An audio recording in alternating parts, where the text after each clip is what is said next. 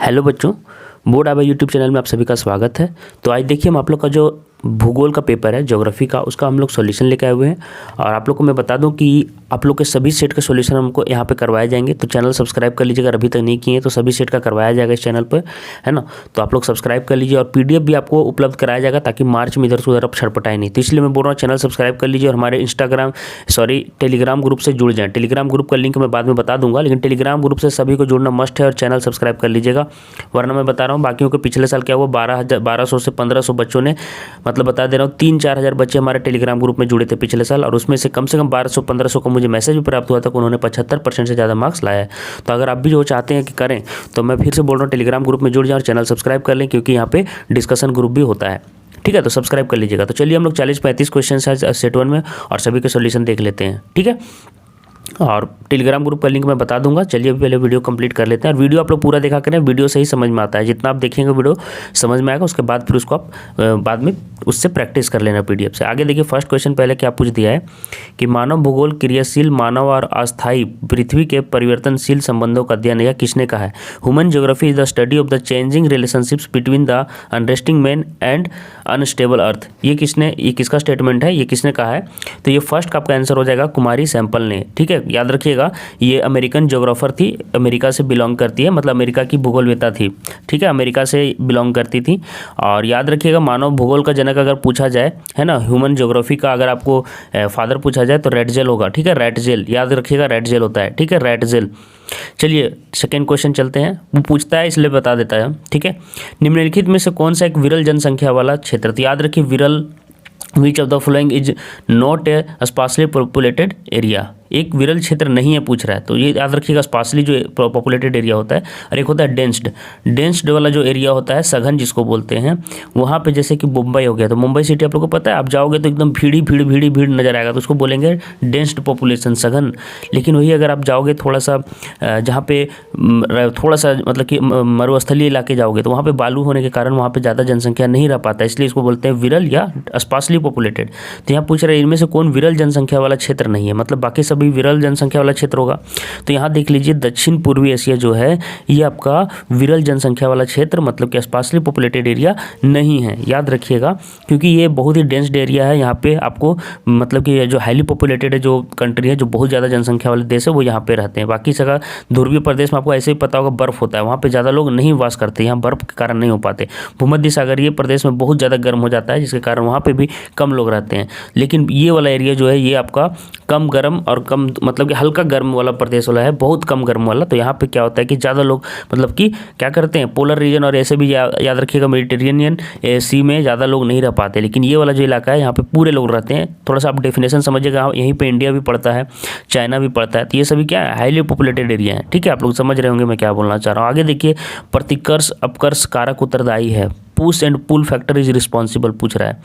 ठीक है, तो क्या होगा इसका आपका आंसर हो जाएगा आपका थर्ड का, आपका प्रवास के लिए फॉर माइग्रेशन। ठीक है, फॉर माइग्रेशन ये होता है, क्या होता है, पुल एंड पुश, मतलब यहाँ से पुश एंड पुल होता है। प्रतिकर्ष अपकर्ष मतलब यहाँ से वहाँ जाना होता है। सबसे कम लिंगानुपात किस देश का है, बोल रहा है which country has the lowest sex ratio. Lowest sex ratio मतलब जानते हैं, इसका मतलब होता है 1000 पुरुष पर कितनी महिलाएं हैं, है ना, 1000 मतलब मेल्स पर कितनी फीमेल्स हैं। तो याद रखिए इसी को बोलते हैं सेक्स रेशियो।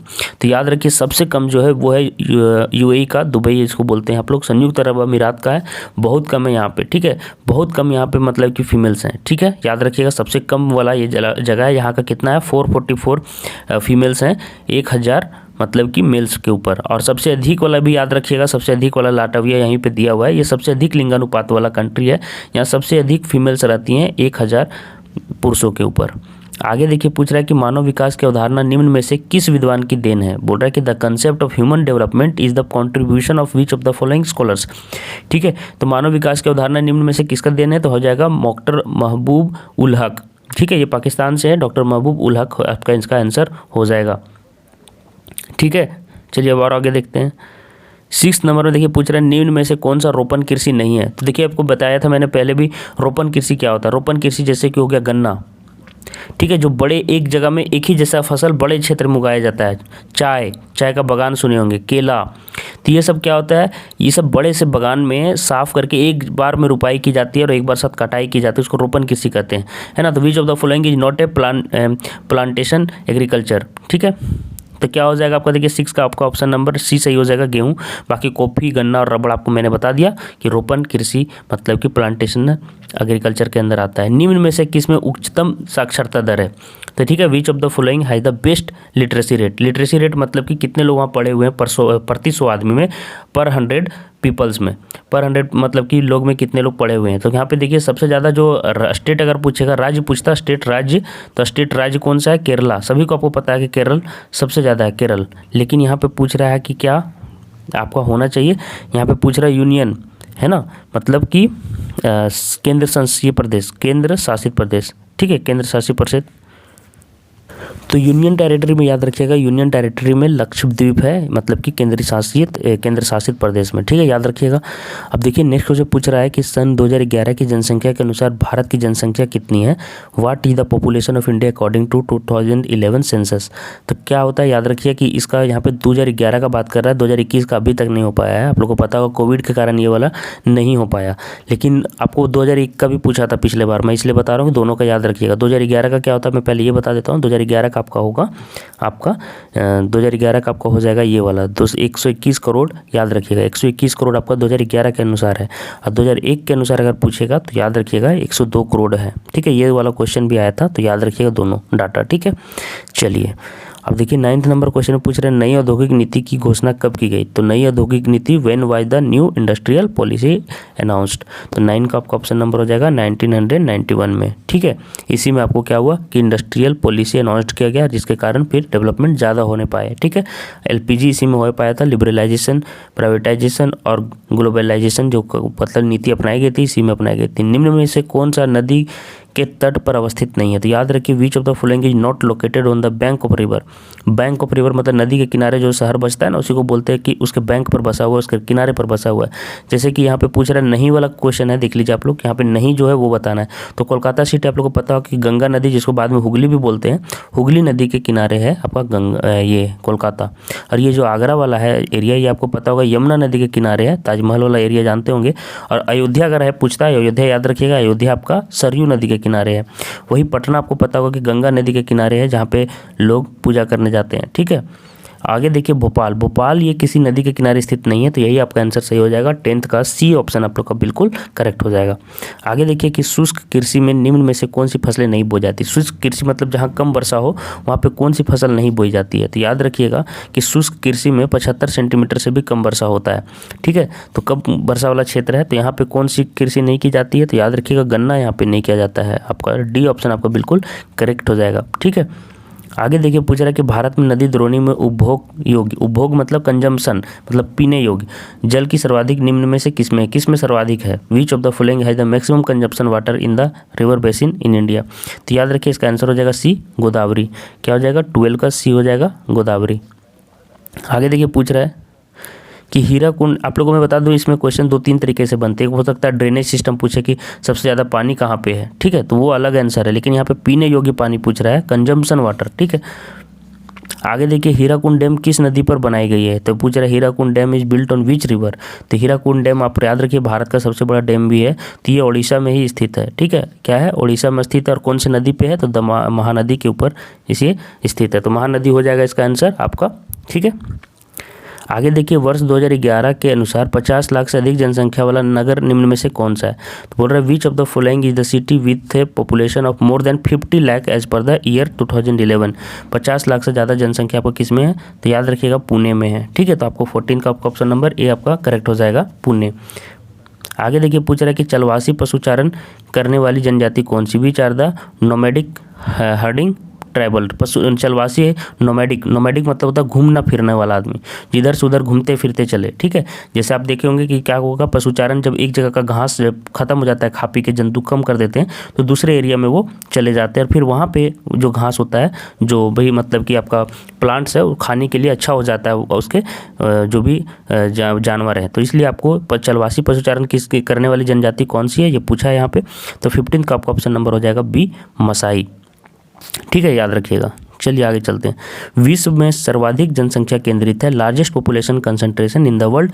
याद रखिएगा, ये बहुत आसान क्वेश्चन है कि मैदानी क्षेत्रों में, क्योंकि मैदानी क्षेत्र समतल होते हैं तो यहाँ पे सभी तरह की जितनी भी सुविधाएं होती हैं सबसे अच्छी मिल पाती हैं। घर भी आप आसानी से बना सकते हो, यहाँ पे ट्रांसपोर्टेशन मतलब रोड भी पूरे अच्छे से बनाए गए होते हैं क्योंकि मैदानी क्षेत्र है। वही आप देखेगा पर्वतीय क्षेत्र में थोड़ा सा क्या होता है, वहाँ पर ट्रांसपोर्टेशन में दिक्कत होता है। चढ़ाई में कहाँ पर आप मतलब कि चढ़ाई में रहते हो तो कहाँ से यहाँ पर आपको ट्रांसपोर्टेशन अच्छा से हो पाएगा, आपको बहुत परेशानी होता है। उसी तरह मरुस्थल में पानी का सुविधा नहीं होता है, लेकिन मैदान में क्या होता है, मैदान में पानी की भी सुविधा हो जाती है, समतल होता है, ट्रांसपोर्टेशन भी आसान होता है। तो सर्वाधिक जनसंख्या आपका यहीं पे वास भी करेगा जहाँ पे सबसे अधिक सुविधा होगा।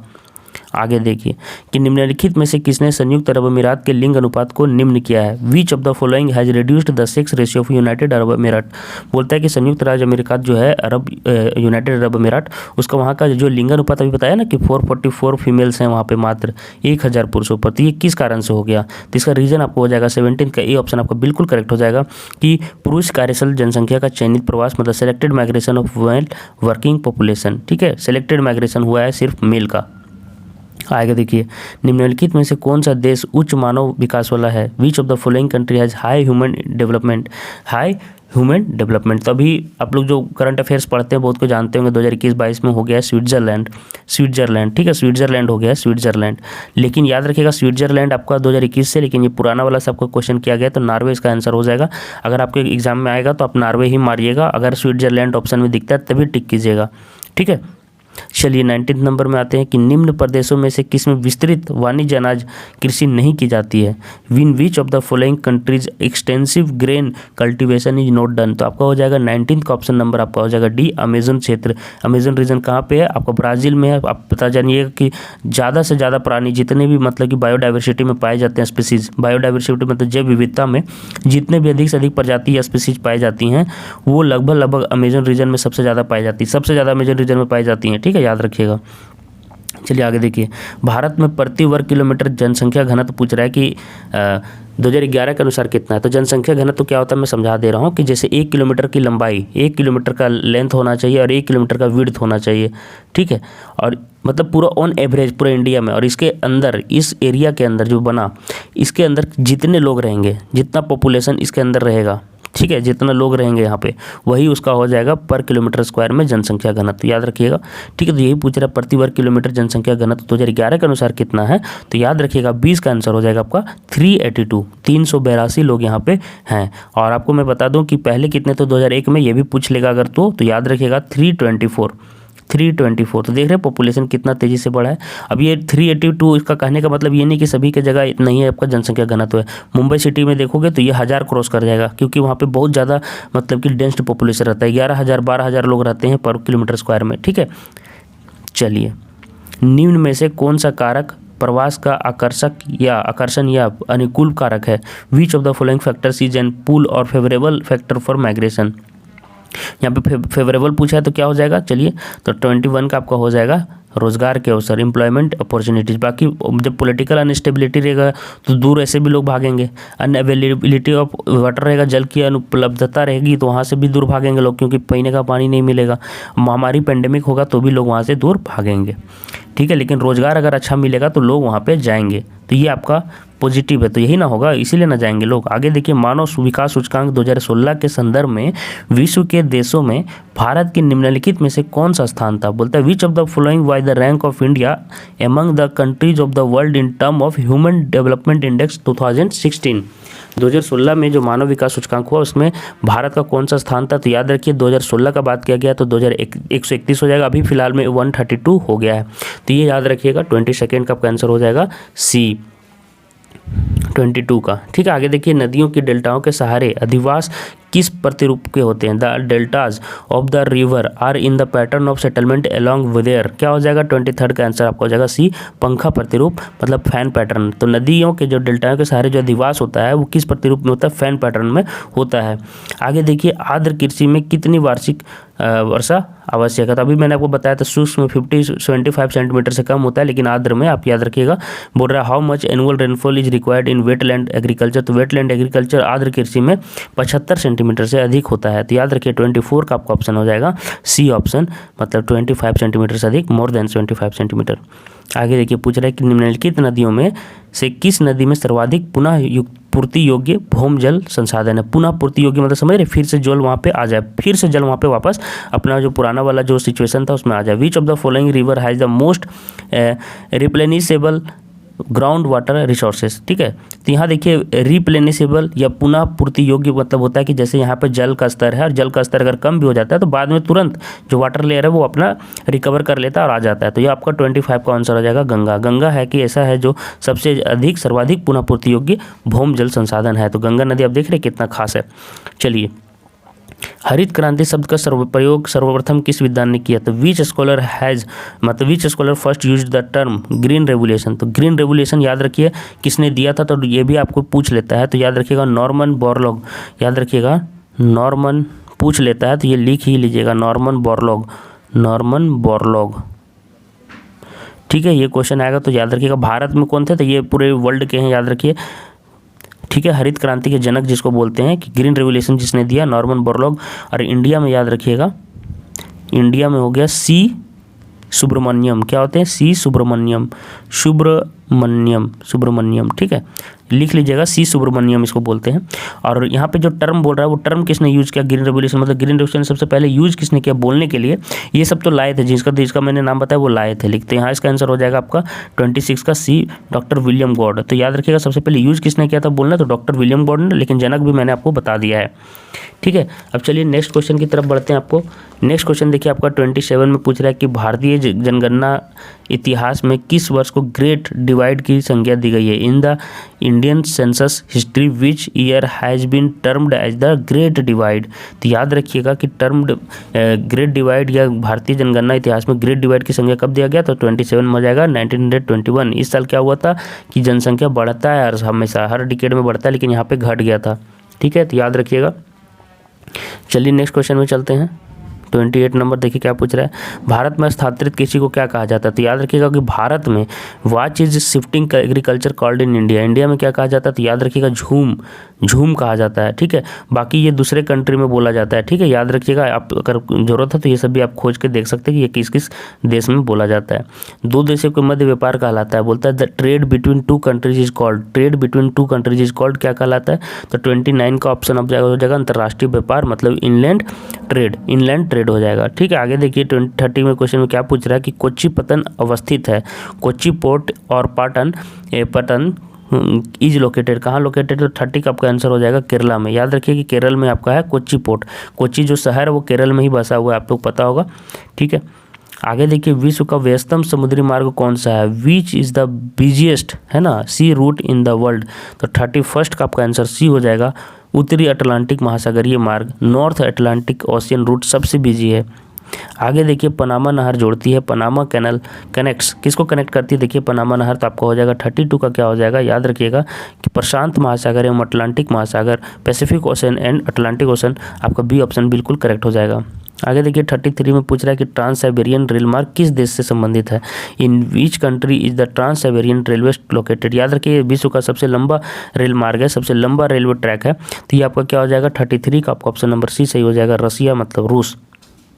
34 में देखिए पूछ रहा है कि पूर्व पश्चिम गलियारा जोड़ता है, बोलता है ईस्ट वेस्ट कॉरिडोर जितने भी हैं, जो भी हैं, जिसको जोड़ता है याद रखिएगा। तो ईस्ट वेस्ट कॉरिडोर किसको कनेक्ट करता है? तो 34 का आपका आंसर हो जाएगा सिलचर को पोरबंदर से, सिलचर को पोरबंदर से सिलचर टू पोरबंदर, ठीक है। बाकी ये भी आपका एक कॉरिडोर है जो उत्तरी और दक्षिणी कॉरिडोर है, मतलब साउथ नॉर्थ कॉरिडोर है, ठीक है। ये भी याद रखिए कनेक्ट करता है दोनों को।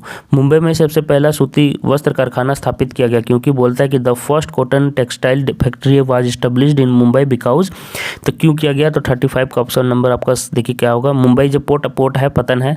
मुंबई एक वित्तीय केंद्र है, मुंबई फाइनेंशियल सेंटर, हाँ यहाँ पे मतलब कि फाइनेंस भी होता है। संस्पर्शी कपास उत्पादक क्षेत्र है, कॉन्टिगुअस कॉटन ग्रोइंग एरिया है, तो हाँ कॉन्टिगुअस आपका कॉटन ग्रोइंग एरिया भी है। तो उपयुक्त सभी आपका आंसर सही हो जाएगा, है ना, डी ऑप्शन आपका बिल्कुल करेक्ट हो जाएगा। तो देखिए मैंने यहाँ पे 35 क्वेश्चन आपको पूरे बिल्कुल करवा दिए हैं। अब चलिए मैं आपको बता देता हूँ टेलीग्राम ग्रुप में कैसे जुड़ना है आपको, ताकि आप लोग वहाँ पे जुड़ के इसका फायदा भी उठा पाओ। अब देखिए आप लोग बोलेंगे टेलीग्राम ग्रुप से कैसे जुड़िएगा, तो देखिए सभी वीडियो क्लास ज्वाइन करने के लिए बोर्ड आभा नौ आभा यूट्यूब चैनल को आपको सब्सक्राइब करना। तो ये 2 यूट्यूब चैनल अभी आप देख रहे हैं, वो बोर्ड आभा है, नौ आभा भी यूट्यूब चैनल है हमारा, दोनों को सब्सक्राइब करके रखिएगा तो आपको फायदा रहेगा। सर्च करके नौ आभा को भी आप सब्सक्राइब कर सकते हैं, ठीक है। पिछले साल देखिए 1200 से ज़्यादा बच्चों ने 75% % से अधिक लाया और 3 से 4 हज़ार बच्चे हमसे जुड़े हुए थे और इतना का मैसेज मुझे प्राप्त हुआ। ठीक है, तो आप लोग भी जुड़ जाइए, मैं बोल रहा हूँ। टेलीग्राम ग्रुप देखिए, देख लीजिए यहाँ पर टेलीग्राम मेन ग्रुप लिंक ये है और 12th क्लास का ये लिंक है। दोनों लिंक में आपको दोनों में जुड़ जाना है, एक मेन ग्रुप में भी जुड़ना है और 12th वाला में भी जुड़ना है। यहाँ पे देख लीजिए आप। ठीक है, ये टेलीग्राम ऐप का आपको दिखता होगा, ये आइकन है। तो आप लोग टेलीग्राम ऐप अगर नहीं इंस्टॉल किए हैं टेलीग्राम ऐप, तो आप लोग प्ले स्टोर से कर लीजिए इसको। और इसका PDF सॉल्यूशन भी आपको टेलीग्राम ग्रुप में मिल जाएगा। 3 टेलीग्राम ग्रुप है, याद रखिए। एक है टेलीग्राम मेन ग्रुप जिसका नाम है बोर्ड आवाज जैक बोर्ड, ये वाला नाम लिख के भी सर्च कर सकते हैं अगर आप लिंक से नहीं जुड़ पाते। तो देखिए ये हमारा नाम से जुड़ना है। 10th वाला में आप लोग नहीं जुड़िएगा, नहीं तो टाइम बर्बाद होगा। मैं बोल रहा हूँ 10th वाला में नहीं जुड़िएगा, 12th वाला में जुड़ जाइएगा। ये 12th का देखिए ग्रुप नेम है, तो 12th वाला का ग्रुप नेम क्या है, JAC board class 12 champs board आवा। तो ये वाला नाम सर्च करना है नीचे वाला। तो ये वाला और ये वाला, ये 2 चीज़ में आपको जुड़ जाना है, सभी चीज़ें आपको मिल जाएंगी। तो ये और ये ग्रुप आप लोग के लिए है। ठीक है, और लिंक तो मैंने आपको दे ही दिया। और सभी तरह के अपडेट के लिए मैं फिर से बोल रहा हूँ, चैनल सब्सक्राइब कर लीजिए बोर्ड आवा। ठीक है, चलिए मिलते हैं नेक्स्ट वीडियो में और भी सेट के साथ। ठीक है, चलिए, धन्यवाद।